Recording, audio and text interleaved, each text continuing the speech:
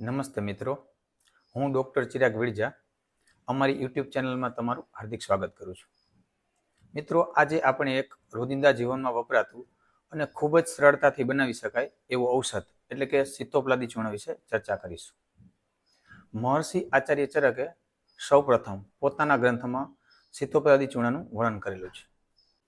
હવે આપણે આ સિતોપલાદી ચૂર્ણ બનાવવાની રીત જોઈએ તો 1 ભાગ તજ, 2 ભાગ નાની એલચી, 4 ભાગ પીપલી, 8 ભાગ વંશલોચન અને એથી બમણું 16 ભાગ ખડી સાકર લઈ તેને મિક્સ કરી અને તેનું વસ્ત્રાગાણ ચૂર્ણ તૈયાર કરવું એટલે આપણું સિતોપલાદી ચૂર્ણ તૈયાર થઈ જાય. હવે આ ચૂર્ણનું નામ સિતોપલાદી રાખવા પાછળનું મુખ્ય કારણ એનું મુખ્ય ઘટક દ્રવ્ય સીતા એટલે કે શર્કરા છે.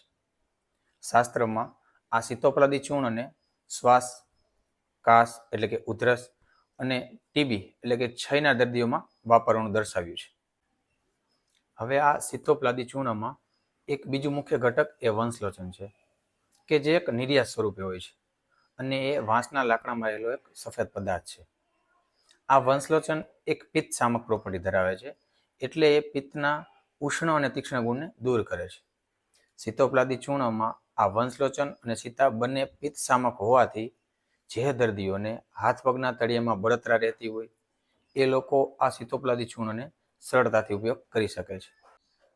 ખરેખર માર્કેટમાં પ્રાકૃતિક વંશલોચન ખૂબ જ મોંઘું છે, જેથી ઘણા બધા લોકો પ્રાકૃતિકની બદલે કૃત્રિમ વંશલોચન સિતોપલાદીમાં ઉમેરતા હોય છે, જેથી આ સિતોપલાદી ચૂર્ણનું આપણે ઈચ્છિત પરિણામ નથી મેળવી શકતા. આ ઉપરાંત આ વંશલોચન શ્વસન માર્ગમાં જમા થયેલ કફને બહાર કાઢે છે અને તાવમાં પણ ઉત્તમ ગુણકારી છે, જેથી જે વ્યક્તિઓને ઉધરસ સાથે તાવ આવતો હોય એ લોકો આ સિતોપલાદી ચૂર્ણને સરળતાથી લઈ શકે છે. ઘણી વખત આપણે સમાજમાં જોતા હોય કે વાયરલ ઇન્ફેક્શન પછી ઘણા લોકોને સૂકી ઉધરસ ઘણા સમય સુધી રહેતી હોય છે. આ સમયે આ સિતોપલાદી ચૂર્ણને મધ સાથે લઈ શકાય છે. આ ઉપરાંત ક્ષય એટલે કે ટીબી કે જેમાં દર્દીઓને ઇવનિંગ રાઇઝ ટેમ્પરેચર એટલે કે સાંજના સમયે ધીમો ધીમો તાવ આવવો, ભૂખ ન લાગવી, વજન ઘટતો જવો તેમજ રાતે ખૂબ જ પરસેવો આવા લક્ષણો જોવા મળતા હોય છે અને ડૉક્ટરો તેને એક્સરે અને સ્પુટમ ટેસ્ટ એટલે કે ગળફાની તપાસ દ્વારા એનું નિદાન કરતા હોય છે અને એને એન્ટીકોક્સ ટ્રીટમેન્ટ આપતા હોય છે. જો આ એન્ટીકોક્સ ટ્રીટમેન્ટની સાથે આ સિતોપલાદી ચૂર્ણને મધ અને ઘીની વિષમ માત્રા સાથે લેવામાં આવે તો ખૂબ જ સારું પરિણામ મળે છે. ઘણીવાર આ ટીબીના દર્દીઓને ખૂબ જ લાંબા સમય પછી ગળફામાં લોહી આવતું હોય છે.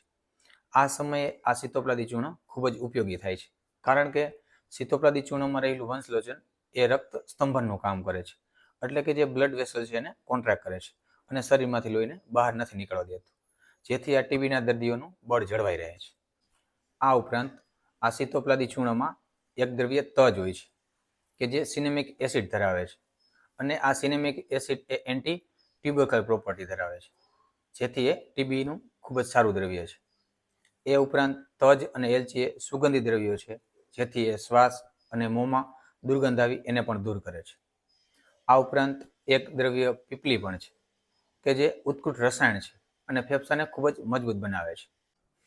આ ઉપરાંત આ સિતોપલાદી ચૂર્ણ ઉદ્ધોગ રક્તપિત્ત એટલે કે શરીરના ઉપરના ભાગમાંથી લોહી નીકળવું, અરુચિ આવી, જીભમાં સ્વાદ ન આવવો કે ઓછો આવવો એમાં પણ ખૂબ જ ઉપયોગી છે.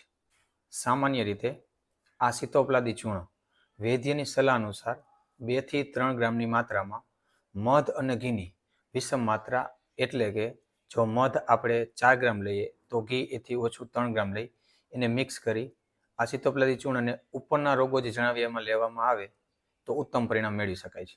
જો તમને અમારો આ વિડીયો સારો લાગ્યો હોય તો અમારા આ વિડીયોને લાઈક અને શેર કરો અને અમારી ચેનલને સબસ્ક્રાઈબ કરો. જય ધન્વંતરી.